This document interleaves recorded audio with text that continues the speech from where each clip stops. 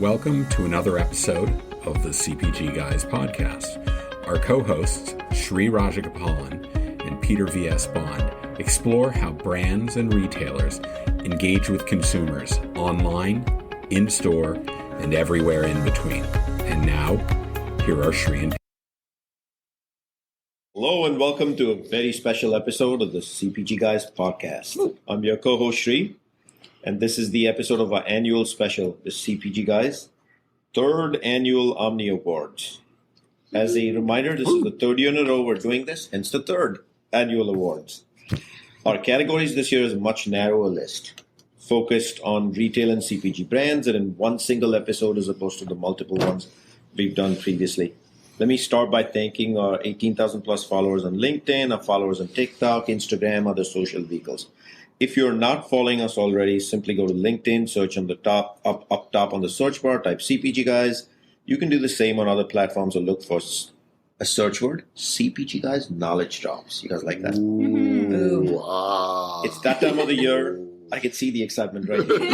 It's like a fireworks show. And it is actually Palpable. right. Nice word. It's award season here on the CPG Guys. And we are honored to present the most prestigious, recognized, and revered awards to ever grace the Omnichannel digital CPG. Nothing is comparable, Sri. Nothing. Absolutely. nothing. While I say that in jest, The comparability is impalpable. Okay, there is comparability, but that's while I say that in jest, as you can see with the entertainment here, and it's our own tongue-in-cheek way to celebrate success in the industry. Our goal is always to provide you knowledge and entertainment. That mission will never change. Yes, it is time for us to celebrate the Omnies. And here to help me co-host the award ceremony is, first of all, on the right-hand side, the SVP of Business Development and Commercial Strategy at Fetch Rewards. And he will MC the awards with our fresh four co-hosts, Melissa Burdick, President of Pacvue, Andrea, Leigh of the Allume Group, along with the near and dear friend of the show, Bryan Gildenberg. Hey, everybody. Join me in welcoming Andrea, Melissa, Bryan, and Peter. Hello, folks. How you doing? Hey, Sri. How you been? What's up? You know, we could have practiced the hello together so we don't get a standard deviation like that. I think that was great. I think it was perfect. Are you guys glad to be here in not so sunny Seattle? It definitely is overcast, but that's par for the course when you come out to the Pacific Northwest in the winter, right? Yeah. So why do we do this? It's a simple way of contributing to knowledge sharing, industry forward transformation, and progress in the quest to deliver for the omnichannel consumer. We did have a panel that contributed to the nominees and picked the final winners. I played the role of introducing you to the panel. We just did that, and it's none other than our four MCs.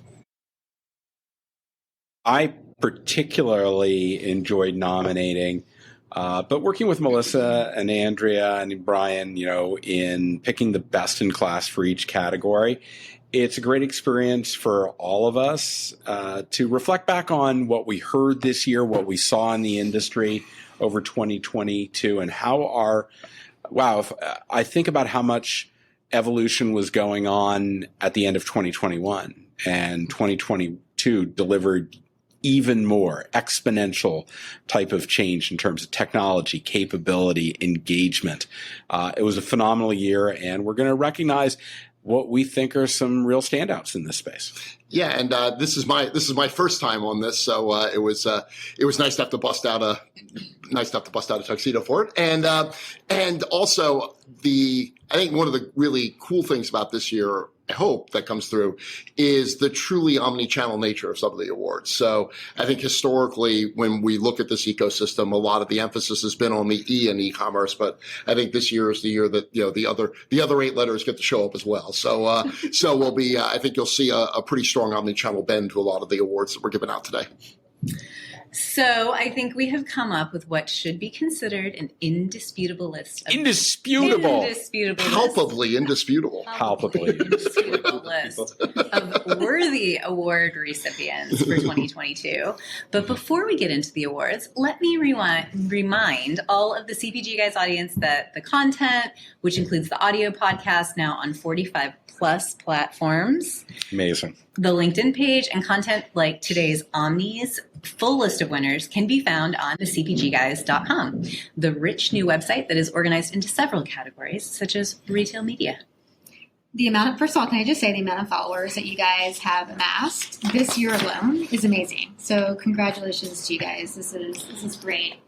And if you think we deserve an award for our weekly Fresh Forward, which I hope everyone listens to because it's the pre-roll before every episode. How can you miss it? And now with the music background track, And the which nominees, makes it even more exciting. and the nominees for Best News Program before the CPG Guys podcast are. I know. Wait a minute. I think I know who's going to win this. Anyway, you only need to What leave were we a thinking rating. when we got together? Yeah. All right. Hush. You only need to leave a rating on Apple Podcasts or by visiting cpgguys.com and go to the menu bar on top. Happy to share that the CPG Guys are close supporters of Next Step, and in 2023, we'll be giving away 50 memberships to this great organization to female leaders in our industry. Love what you guys do for the female leaders in this industry. Shree and I are thinking we've got to find some female entrepreneur leaders to give these memberships out to. We've got to find some, Shree. If only you knew a If couple. only I knew a few. Really, I'm confused. We need some. We need a fresh look at this. Yes, and maybe half of 4. Who knows? And there you go. There you go. All right. I had the honor of trying to herd this band of Stray cats, award-giving cats to on this process, and it was really it was fantastic given how much the industry has changed, and but also just a reminder that to accompany that change, the CPG guys have changed their rhythm of their content. So now it's 7 days a week of content. Whoa. not one, not two, not 3. I can keep counting. Let's just go to 7. Let's go straight to 7. Straight to 7. Yeah. Are you So one? you've Are got you 2? yeah. Thanks. We're not quite 7 years. We need old, more but days. We have so much content. We need more days in the week. 8 days a week. 8 days a week. Nice, thank you. We're going to lose Peter the Beatles. But look, there are new CPG Guys episodes every Wednesday and Saturday. There's the CPG Bites on Monday, the Retail Media Minute on Tuesday, the Omni Comment, of course, by somebody named Bryan Gildenberg on Thursday, and the CPG Scoop on Fridays, and then the Fresh 4 with their news piece on Sunday. Yep. So 7 days a week of content, in addition to the occasional link live on a weekend when we, like the Ali Sheedy character in The Breakfast Club, just don't have anything better to do. There you go. Oh boy, thank you all. It's going to be a long time. Now, And the nominees are for MC who regrets coming to the event. And now, without any further ado, let's actually do what we got here together for, which is the All right. 3rd annual CPG Guys Omni. I can see you brimming in anticipation. Ooh. And reminder, this is episode 101, so there's not 2 and 3 episodes if you're looking forward to those. We're giving it to you like a big shot of espresso. Boom! Bang. Our categories of awards today is for retail. Wolfgang Puck's giving away the awards, apparently. That's comical. Retail, marketplaces, brands, and platform service providers. Bryan, PVSB, Andrea will take turns to announce the winners along with Melissa. So let me turn it over to Miss Andrea herself to launch the first group here. Well, thank you, Shree. The first category is all for experiences. So the RU experience section for all you Jimi Hendrix fans. So we looked across the board at retailers' overall experience, their mobile apps, their direct-to-consumer and shoppable media, and we gave awards for the best of the best here. All right. The first category is Best Retail UX. Andrea, kick it off. All right, so we're giving the best retail user experience to Apple.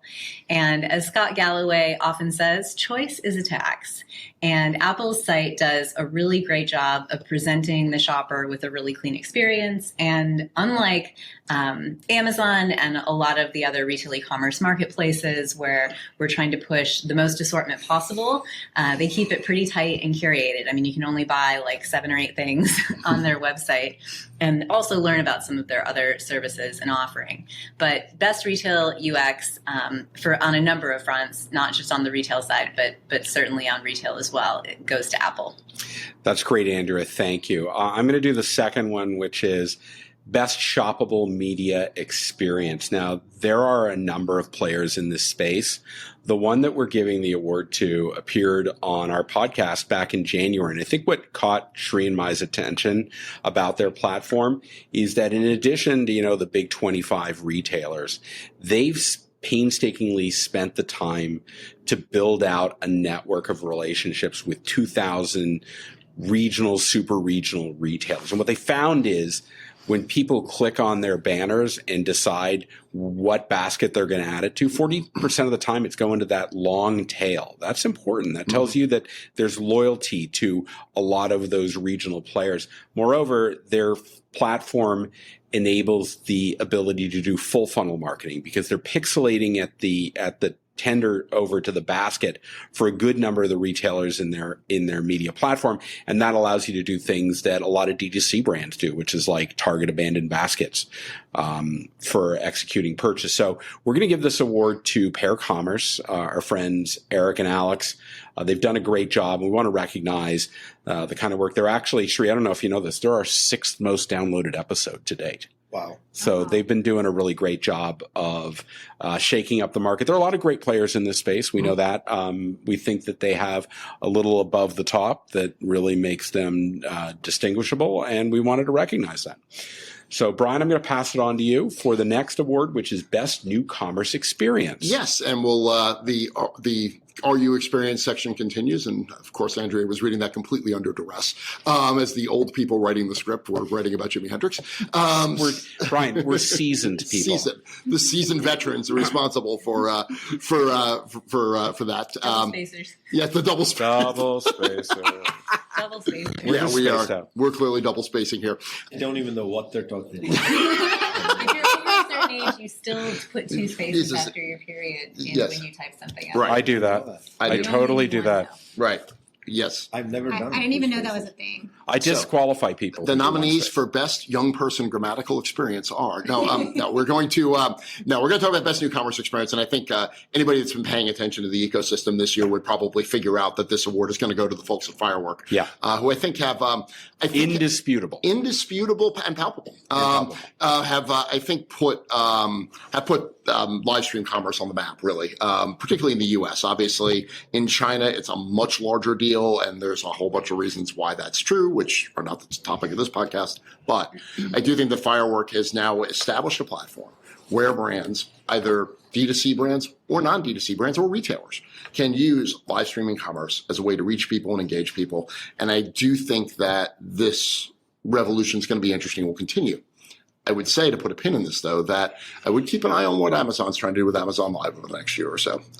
Zach Johnson is a smart dude, and they've brought some real talent into that. And I don't necessarily know that there won't be more players in this space going forward. Well, I think Vincent's built a really powerful platform. The fact that it's a fairly light touch plug into legacy Shopify storefronts makes it so incredibly appealing to brands that are looking to get into live streaming, and the fact that they've signed on quite a number of notable retailers to this program really sets them apart. And it started over in Asia, but they're bringing it to the masses here in the U.S. in a very scaled way. And their audience targeting capabilities, in addition to the production and the bandwidth and all the technical pieces that go into that, I think are really important as well. So, Melissa, our last experience award goes over to you.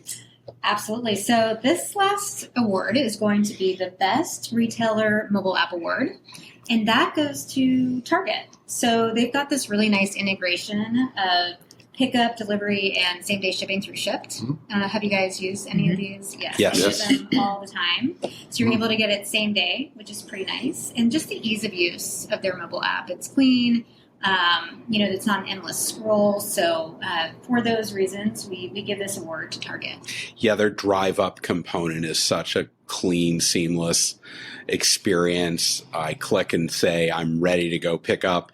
It's tracking me as I get to the store. As I get there, I tell what space number. And I think what I heard from them is their best-in-class service level experience for that is about 2 minutes for users bringing products out. And I think when they start tackling, what I hear from in the chatter in the background is that they're working on being able to offer immediate consumption add-ons at the retail experience when you're picking up. I think that's going to make it even more powerful. Yeah, in their last earnings, they talked about how you can get your Starbucks to go now as well. Oh, and what a you great can do idea. returns Right. when you buy Jason online pickup. Goldberg, now he's going to become a Target shopper. He loves the Starbucks. Oh my goodness. That's listen, I love it. You know, the fact they've got about 3.5 million daily active users of the mobile app.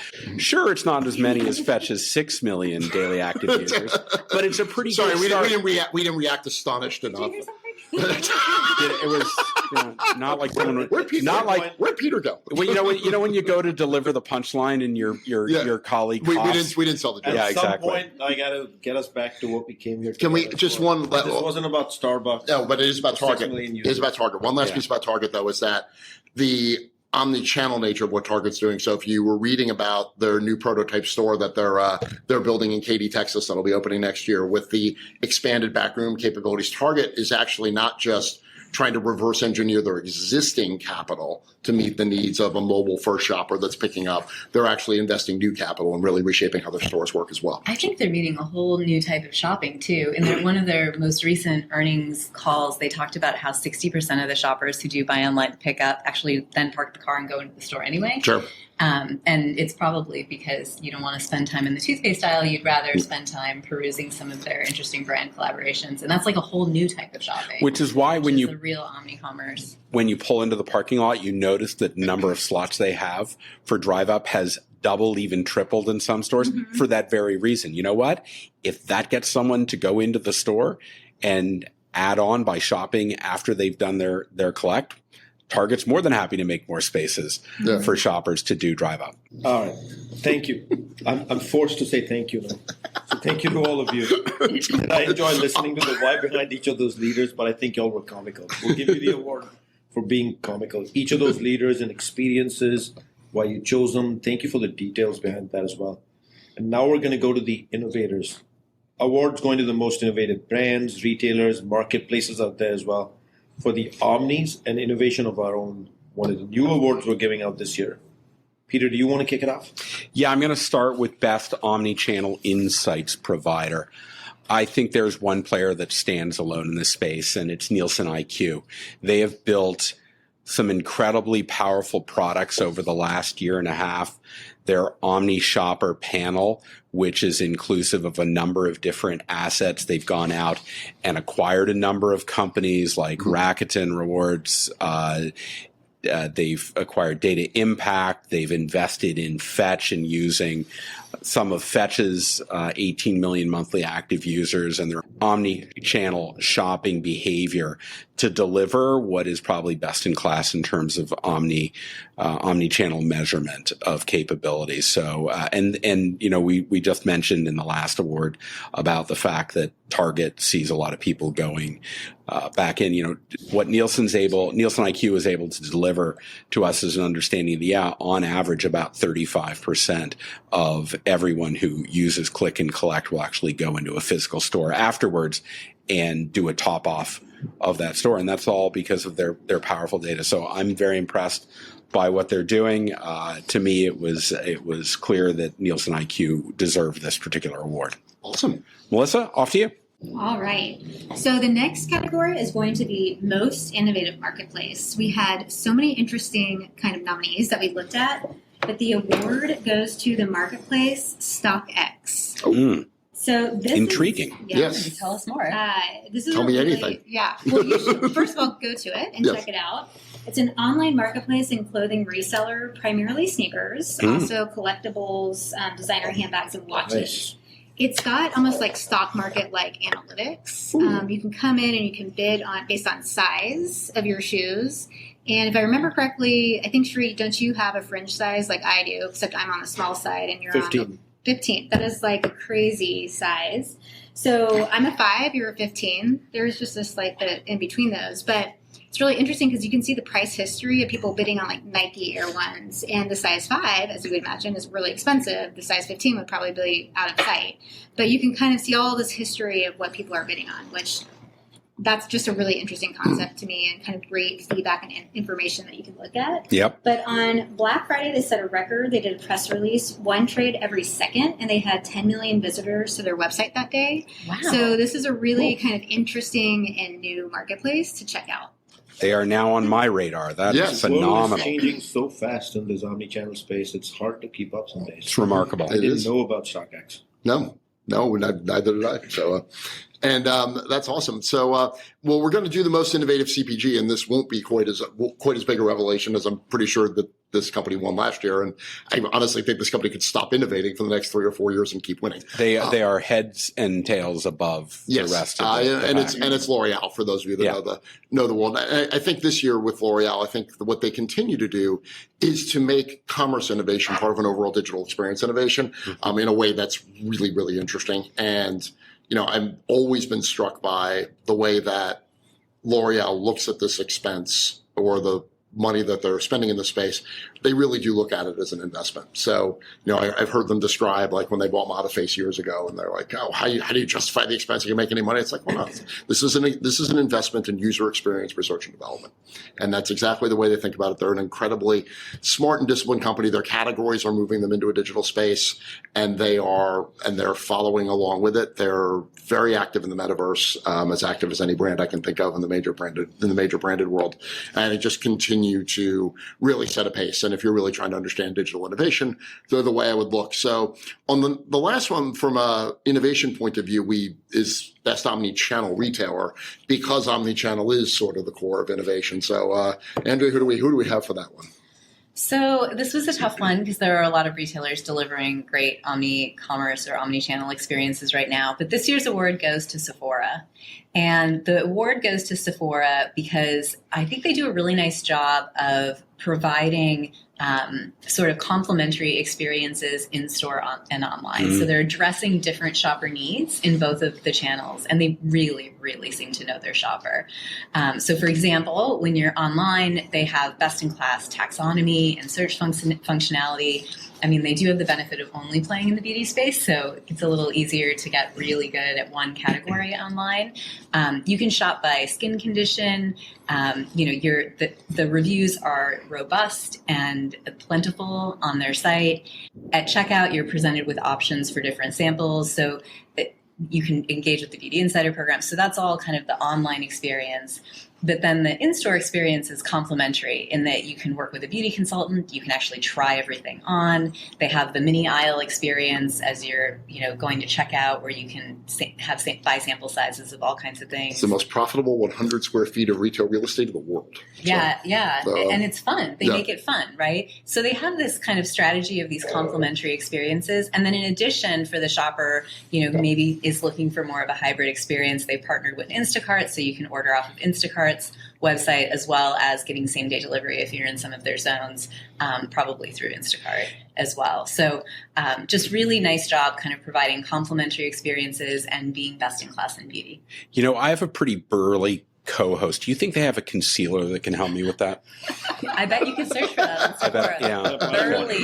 Burly skin. Burly Why don't you concealer. search on StockX.com? for Shri No More. Shri No More. Oh my I God. was about to say another great list, and y'all got a little serious with that comment at the end. Yeah, Back to the comedy of what we're trying to do here. But the fact that these were a number of new awards, and These aren't the Omni Comedy Awards? Oh, okay. Oh, nice name. Hashtag OmniComedy. And we'll be able to do this in years to come as new categories and new work comes to life in our industry, in our fast-paced changing industry. And now let's move from that section into rising stars. These are companies across retail brand marketplaces that are emerging. And then the rising star of categories, the very special retail media.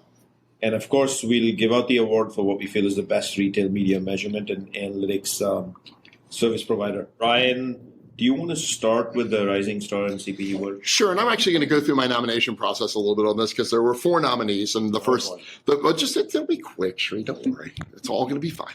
The first is Liquid Death, a brand that I just really enjoy. How can you not love a name called Liquid Death? And it's water, right? Yeah. So for those of you that have never seen the Liquid Death brand in action, Liquid Death provided me with the single best user experience I had this year, which was watching somebody give me the finger on Target.com because their video roll there. I don't know that the Target brand people really thought that through. So that was cool. But I really do love the way their brand comes to life digitally. I think Grove Collaborative, a lot of people would acknowledge, has done a very nice job of moving itself from the D2C space. I think in particular, the digital work they've done at Target is exceptional. The third one will be a surprise to many people listening to this, but I would nominate Amazon Basics. Really? I think Amazon Basics brand page on Amazon is one of the best brand pages I've seen, just in terms of the way they engage, the way they create visuals, and kind of the way in which they've taken a bunch of, kind of unrelated categories and put them together with some sort of proposition behind it. And in the same way that for years we've been telling people, if you want to understand what good merchandising is at Costco, just go stare at Kirkland Signature for a while. I'm not so sure that you won't be able to do some of the same thing with Amazon, with something like Amazon Basics and how they're looking at that. But hey, look. If this was an Amazon-only award, there'd be a bunch of brands. If it was Omnichannel Digital, somebody like Grove. But I think the brand that's going to win here is a brand called Pipette, for those of you that don't know. Pipette, they're owned by Amyris, which is kind of a hybrid between a biotech company and a CPG company. They use really interesting biological ingredients to fuel basically natural products in a bunch of categories. Pipette's mostly in the baby category and the skincare category, and have done a terrific job over the years across digital and brick and mortar of bringing what used to be a relatively small D2C brand to life in a variety of ways. And I just think the organization with which they've been able to do multiple things well is the type of brand story I think we're going to hear a lot more of in the CPG space. So I think they are very typical of the type of story that I really enjoy. And Melissa, I'm going to be kicking it to you in a minute. So on the Rising Star in the Marketplace section. Definitely. So Rising Star Marketplace, this is kind of, there's a winner, but this is kind of a area of kind of these typical same category kind of items. I'll tell you in a second. So the winner of this is Poshmark. So Poshmark is a leading social marketplace for new and secondhand styles for women. Gently used, kids, pet, home, and more. We looked at a bunch of data points for this, and the data points were growth rates. So they were They were, yes, we're all data driven here. So 1.67x the Amazon traffic. Their web traffic rank was high, and their monthly visits, they had 50 million monthly visits. So, but this category is kind of like the real Poshmark. And one of the reasons why it's done so well is because during macroeconomic headwinds, people are still searching for luxury, but they can go buy these products at a cheaper price on these websites. So these websites are the rising stars of COVID, let's call it. And that's why Poshmark was the winner for this time. And I couldn't agree more. It's a remarkable shopping experience, both as a shopper and as a seller. I think this year I've bought more fashion on Poshmark than I have on any other platform, through any other retailer. So this was the year kind of, at least for me, it sort of tipped over. But I think one of the things that they're doing so well to just add to what you were saying is they're able to capitalize on the trend, the macroeconomic trends, but they're also able to capitalize on the sustainability trend, which hasn't gone away. I mean, I think during COVID, consumers were prioritizing health and safety over any kind of sustainability initiatives or trends, but that's still there, right? And there's been so much news about fast fashion and how bad that is for our environment on so many levels. And buying something that's previously worn or used, we know there's way too many items out in circulation. Really capitalizes on that trend as well. So I couldn't agree more on Poshmark. All right. Well, I have the distinct honor of talking about the best retail media analytics solution. Now, the winner here is chosen because there are a lot of ones that could have been selected. I certainly Bryan and I sat it unboxed, and we saw so many incredible partnerships that Amazon brings to the table. The winner today is chosen less so because of that and more so because they truly have omni-channel measurement. They have measurement on-site, they have measurement and analytics off-site, and they have a lot of engagement in-store. And I'm talking about Walmart. Walmart Connect has built a really powerful platform, and then to complement that with the introduction of Luminate as an insight tool to help brands working and selling in physical store and digitally through Walmart Marketplace, what have you. It occurred to me that they really do stand out as the best retail media analytics from an omni-channel perspective. I don't know if you have any thoughts on that. Well, no, I think it's true. And I also do think that the importance of Walmart to most of the brands that are selling to it means that the analytic horsepower can bring to the table just delivers an ROI back to a brand that's just going to be, that has potential to be geometrically larger than what any other retailer can do just because of the size of the business.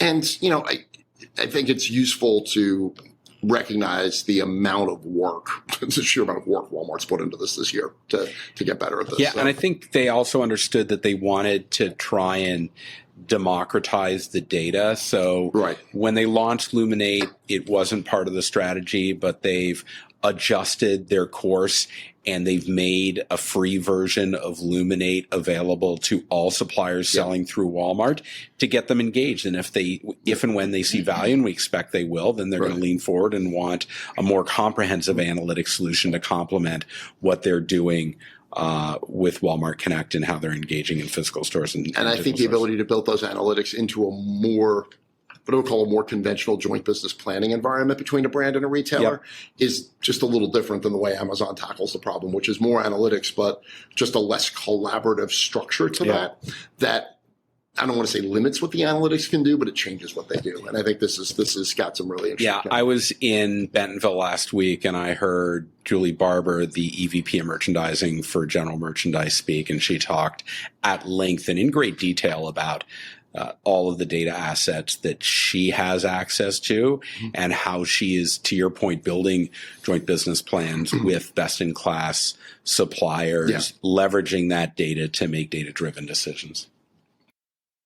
All right, Andrea? Okay, so best rising star retailer, and we're going to talk a little bit more about Walmart here. Feisty little startup. We think they're going to make it. So Walmart wins the award for best rising star retailer.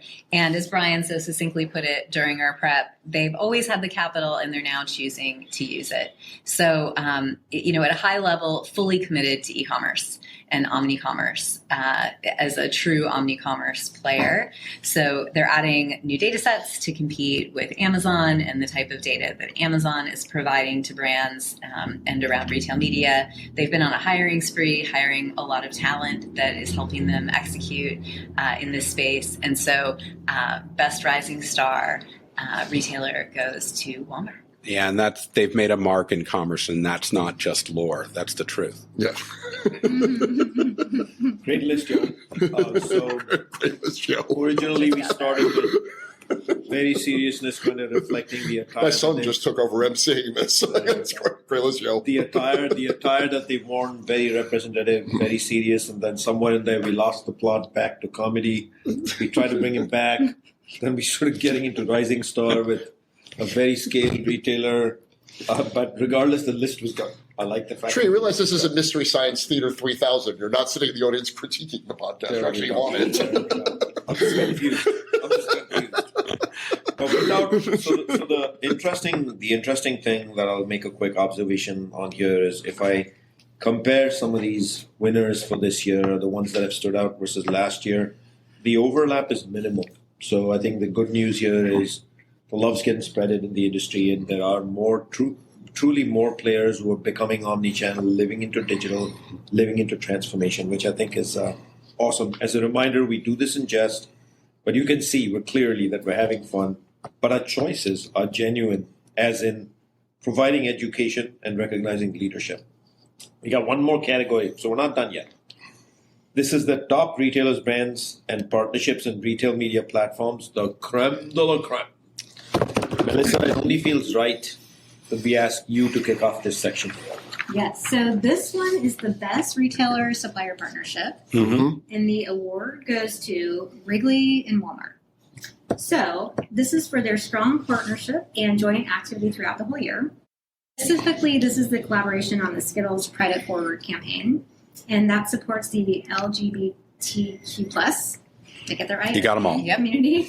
It's now run successfully for 2 straight years, 2021 and 2022, and it recently won a Path to Purchase OmniShopper Award for Brand Retailer Long-Term Partnership.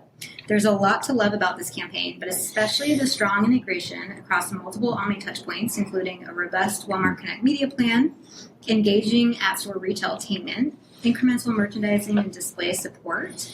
They had special limited time only packaging featuring original designs from 6 LGBTQ+ artists. And the results have been amazing. So Walmart provided chain-wide display distribution at 4,700 locations versus 1,430 in 2020. So lots of great distribution there. They had added value digital media via Walmart.com. They achieved their $100,000 donation goal to GLAAD all 3 years. And the shopper sentiment has achieved a 99% positive Nutri-Score.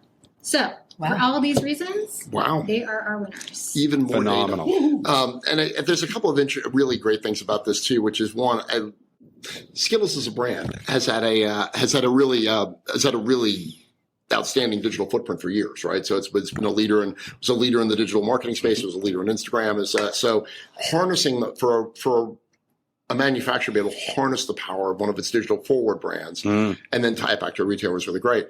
I also think there's a really great argument, and I've recently left the marketing agency world, obviously, but I think there's an argument for really good agency work when you can take the iconic rainbow that's such a big part of Skittles' just general brand proposition, lay it into the rainbow of LGBTQ+, and really bring something to life that's really powerful. There's just a really good argument sometimes. Algorithms are awesome, don't get me wrong, but there's a really good argument for the role that just really good human insight and that can play in helping this process go along. And to give credit where credit is due, that's the Mars Agency. Yes, So it is. Good job, Mars Agency. Yes. So. Brian, what do we got next? Oh yeah, we've got the best CPG company, and this is fun. I'm really glad I got to do this one, so it can make everybody mad. So yeah, but look, there are a number of outstanding both brands and people. It was a photo finish. Let's just say that It was a photo finish, and there are no losers. You're all winners, right? So we love at the CPG guys. We love all of our children equally. So we're doing a participation trophy.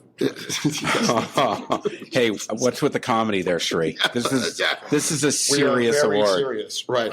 So and a number of tremendous. But I really do think that I think in 2022 the CPG company that kind of set the pace in the omnichannel world was Pepsi. Yeah, and I would, in addition to all of the great work that a number of companies do, like the Mondeleses, the Coca-Colas, the Colgates, the Bayers, I think there's 2 specific areas that I would probably point out for Pepsi. Number one, I think over the last couple of years, Pepsi's done a really interesting job of understanding its role as an industry leader and has been way more overt about communicating where the industry is going from a direction point of view. And, and some of us have known Pepsi for a long time, some better than others, and have known that their heritage was as a challenger brand sometimes, and a brand that was just trying to be faster and sharper than their competitor, but didn't necessarily embrace the mantle of leadership, and I think they've done a really nice job of that. So I think the second piece is that if you go to any industry event and sit in the audience, you'll see somebody on stage from Pepsi talking in fairly great detail about the analytic work that they're doing. And they have doubled and tripled down on the analytics front. And even in terms of the podcast we did a couple of weeks ago with Habu on the clean room piece. great car. Yeah. And that's a really unique piece of technology that isn't necessarily where a lot of companies are leaning in on, but they are. And I do think that earns them the title of CPG Company of the Year for 2022. Yeah, I think that they're having been named the top CPG by Kantar Power Ranking for 7 straight years is in no small part due to their commitment to analytics, what they're doing with data.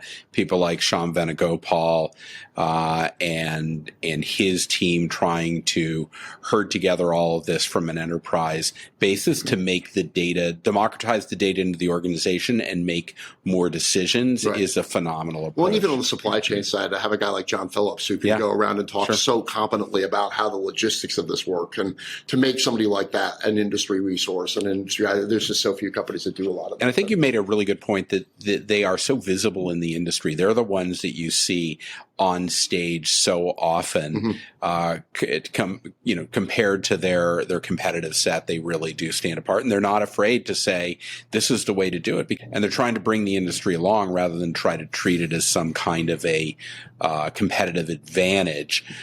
They know that the rising tide will lift all ships, and I think that's why they do it. And kudos on them, because it educates everybody on the industry on what best in class really is. So I think you're right. PepsiCo at the top of the list and firmly deserves the award, Bryan. Absolutely. So we're now going to go to the best e-commerce retailer. Best e-commerce retailer. So this is the edge of your seats one here. Well, it's important to note that this is not a future potential award. This is the current state of things. And the current state, I'm going to go ahead. We're going to give the award to mine and Melissa's former employer, Amazon, for best e-commerce retailer. They put the E in e-commerce.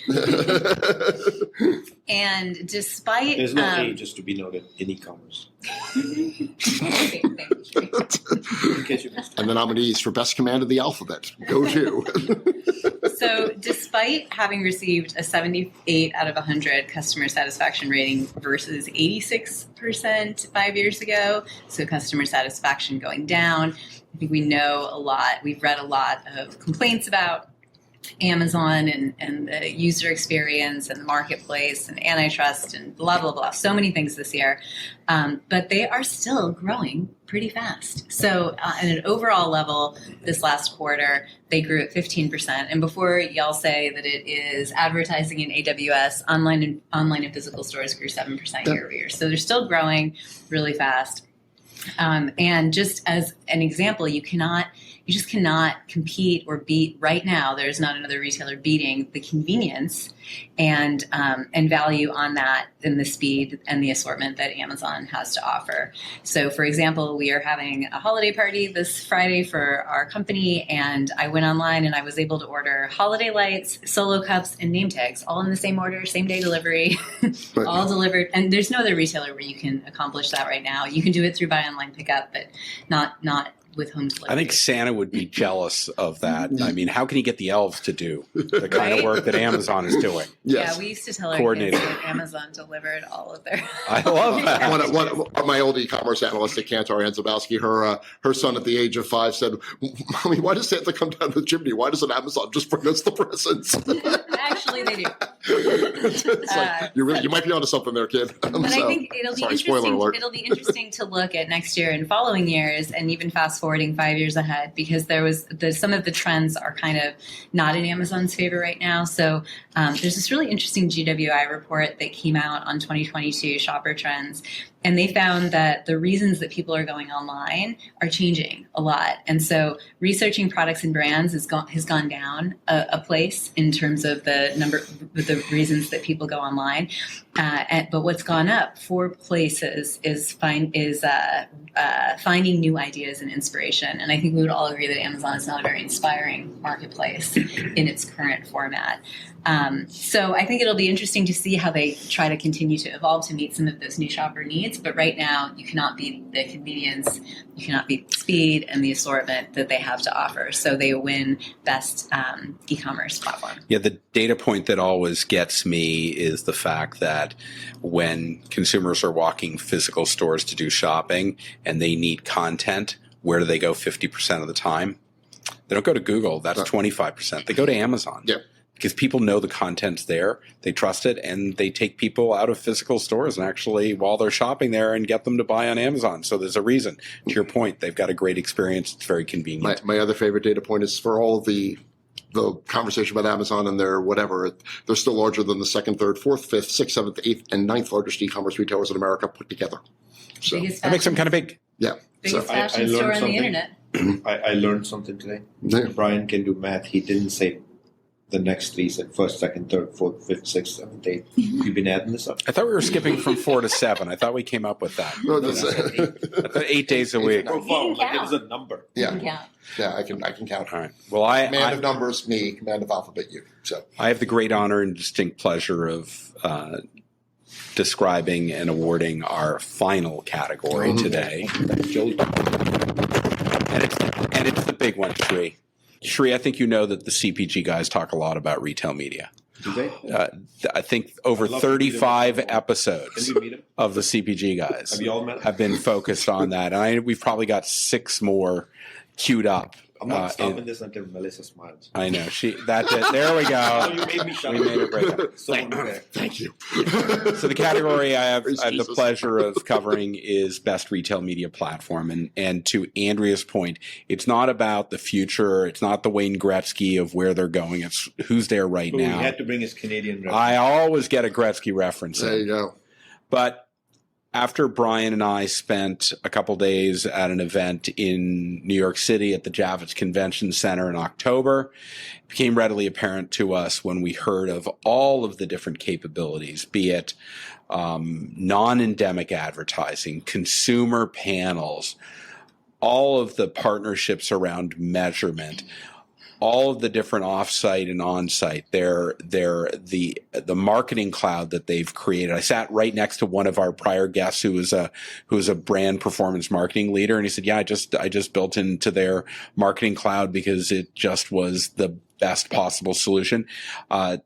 It goes to Amazon. It just has to. They are the 800-pound gorilla in the room. And to your point, you add up the next 7 or 8 people, and they're just not comparable in terms of what they have. Not to say that they're not moving in that direction. Yeah. And each of them may have their own particular focus that puts them maybe slightly ahead of Amazon. But when you look in its totality, without question, Amazon is the player in this space, and we have to give the award, and proud to give the award to Amazon for best retail media platform.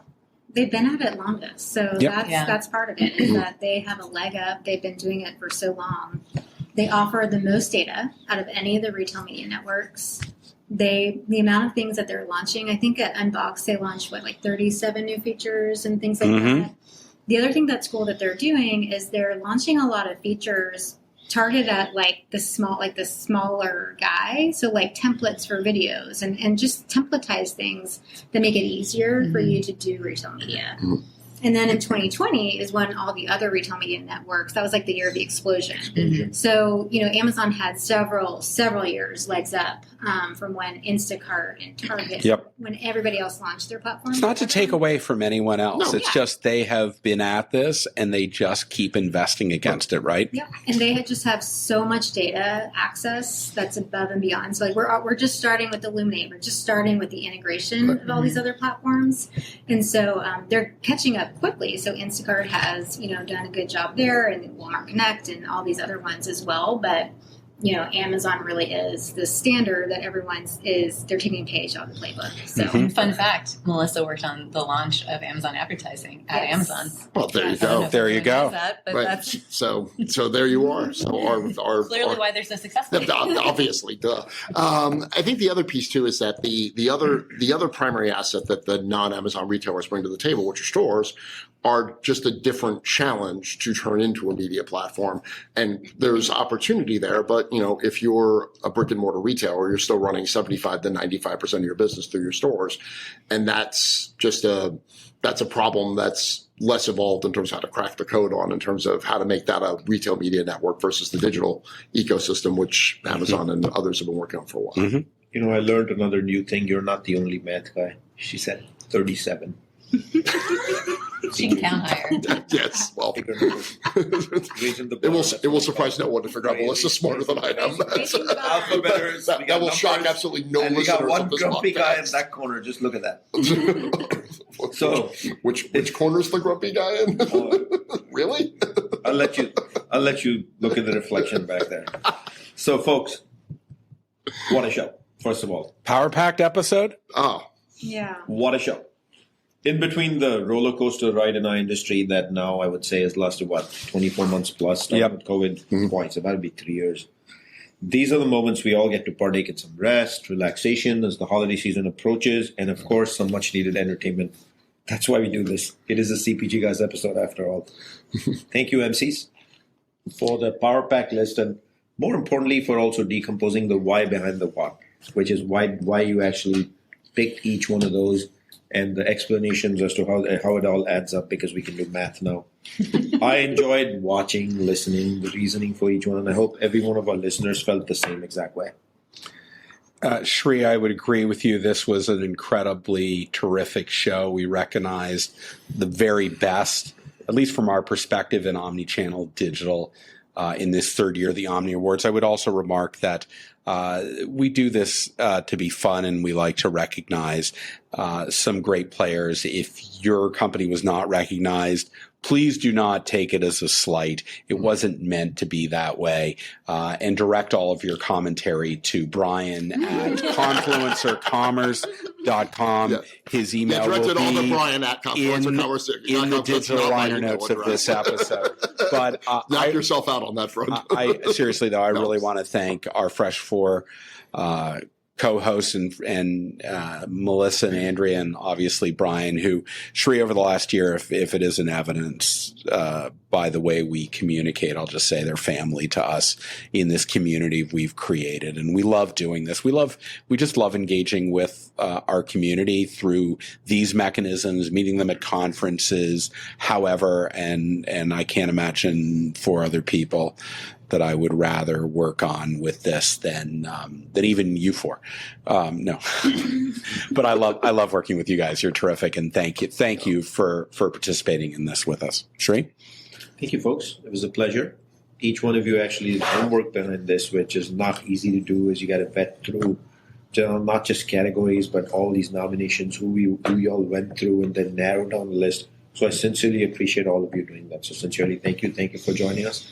I hope next year when we do this, you'll come back again and feel the love, the attention, as well as, more importantly, the comical nature of what we do here.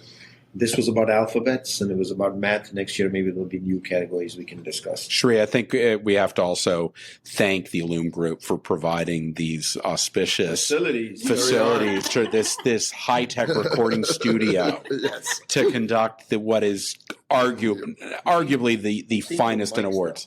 Yeah. I know we've got microphones. We're like It's got some gobbledygook gadgets. Gobbledygook. Yeah, this is it's all actually happening, man. pulsating by the second, which is weird.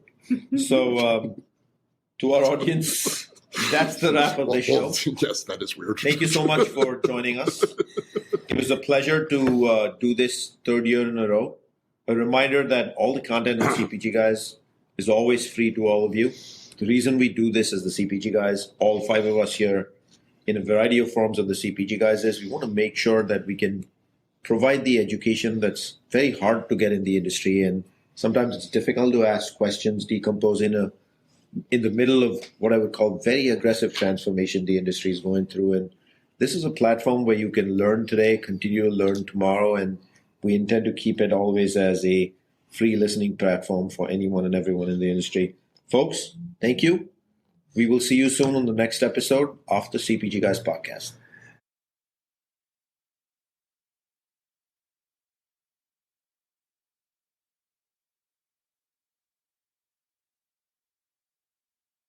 The content in this podcast episode is provided for general informational purposes only. By listening to our episode, you understand that no information contained in this episode should be construed as advice from CPG Guys LLC or the individual author, hosts, or guests, nor is it intended to be a substitute for research on any subject matter. Reference to any specific product or entity does not constitute an endorsement or recommendation by CPG Guys LLC. The views expressed by guests are their own, and their appearance on the program does not imply an endorsement of them or any entity they represent. The views expressed by CPG Guys LLC do not represent the views of their employers or the entity they represent. CPG Guys LLC expressly disclaims any and all liability or responsibility for any direct, indirect, incidental, special, consequential, or other damages arising out of any individual's use of, reference to, or inability to use this podcast or the information we present in this podcast.